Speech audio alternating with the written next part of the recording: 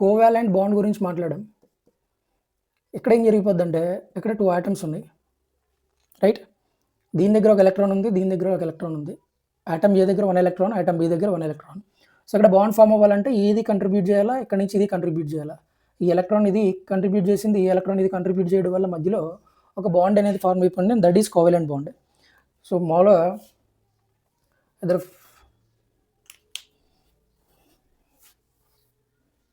Okay. So ఇక్కడ 2 atoms నుంచి electron contribution అనేది జరిగింది. బట్ కోఆర్డినేట్ కోవాలెంట్ బాండ్లో ఏమైపోద్ది అంటే ఇక్కడ formation of bond due to sharing of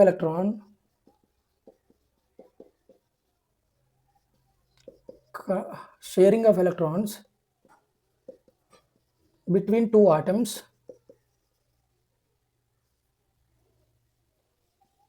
contributed by one of those atoms. Okay. So ఇక్కడ ఏమైపోద్దంటే for example A B ఇద్దరు friends ఉన్నారు, వీడి దగ్గర 200 ఉన్నాయి, వీడి దగ్గర అసలు డబ్బులు లేవు, కానీ ఇద్దరు సినిమాకి వెళ్దాం అనుకున్నారనమాట. సో ఇద్దరు సినిమాకి వెళ్దాం అనుకున్నప్పుడు ఫ్రెండ్ కాబట్టి ఏ అనేవాడు ఏం చేస్తాడంటే ఈ 200ని ఇద్దరికి షేర్ చేసి సినిమాకి తీసుకెళ్తాడు. సో ఇక్కడ కంట్రిబ్యూషన్ అనేది ఒకరి దగ్గర నుంచే కదా, డబ్బులు అనేవి ఒకరి దగ్గర ఉన్నాయి, వీడి దగ్గర లేవు కంప్లీట్గా. సో కంట్రిబ్యూషన్ అనేది ఒకరి దగ్గర నుంచి వచ్చింది, ఒకరి దగ్గర నుంచి కంట్రిబ్యూషన్ వచ్చినా సరే సినిమాకి వెళ్ళారు కదా వాళ్ళు. సో ఇక్కడ కూడా అంతే, ఏ దగ్గర 2 ఎలక్ట్రాన్స్ ఉంటాయి, బి దగ్గర అసలు ఎలక్ట్రాన్స్ ఉండవు, కానీ ఈ రెండాటికి బాండ్ ఫార్మ్ అవ్వాలా. కాబట్టి బాండ్ ఫార్మ్ అవ్వాలంటే 2 ఎలక్ట్రాన్స్ కావాలా, ఆ 2 ఎలక్ట్రాన్స్ ఏ దగ్గర ఉన్నాయి. So A can contribute 2 electrons to form a bond.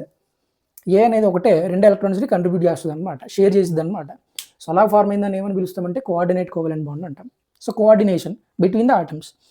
For example చూద్దాం.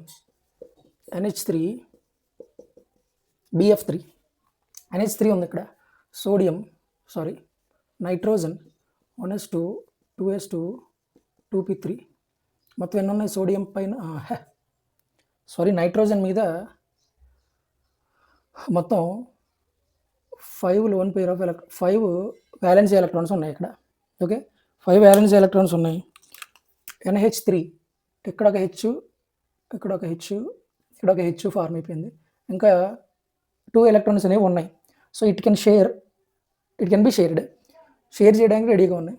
ఇక్కడ BF3 బోరాన్ ఉంది, 1s2 2s2 2p1.